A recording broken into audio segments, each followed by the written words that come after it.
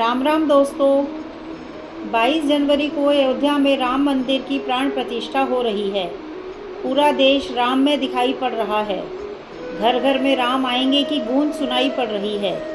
एक ऐसा विवाद जो पिछले 500 साल से हर भारतीय के मन में शूल की तरह चुभ रहा था, वो घाव अब मंदिर निर्माण से भर गया है।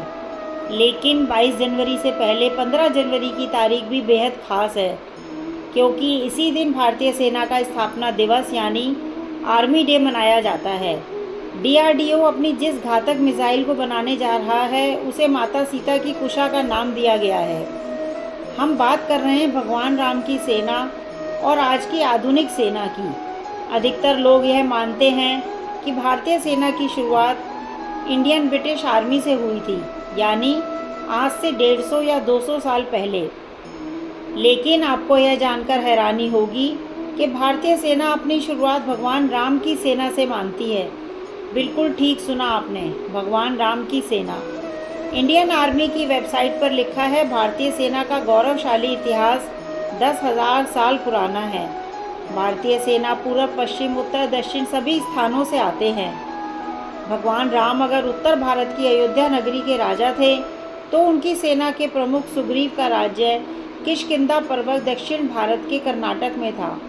मान्यता है कि भगवान राम के सबसे बड़े योद्धा हनुमान जी का जन्म महाराष्ट्र में हुआ था। भारतीय सेना के मुताबिक रामायण और महाभारत के काफ़ी युद्ध लड़े गए, लेकिन यह सभी धर्म की रक्षा और शांति स्थापित करने के लिए लड़े गए थे। हमारे प्राचीन संस्कृति के योद्धा तभी अपने हाथ में हथियार उठाते थे जब उन्हें लगता था कि शांति खतरे में है।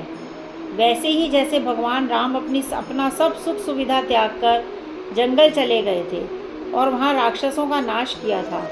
भगवान राम के पास ब्रह्मास्त्र से लेकर सभी हथियार थे। उन्होंने उन हथियारों का इस्तेमाल कभी किसी राज्य को हड़पने के लिए नहीं किया था।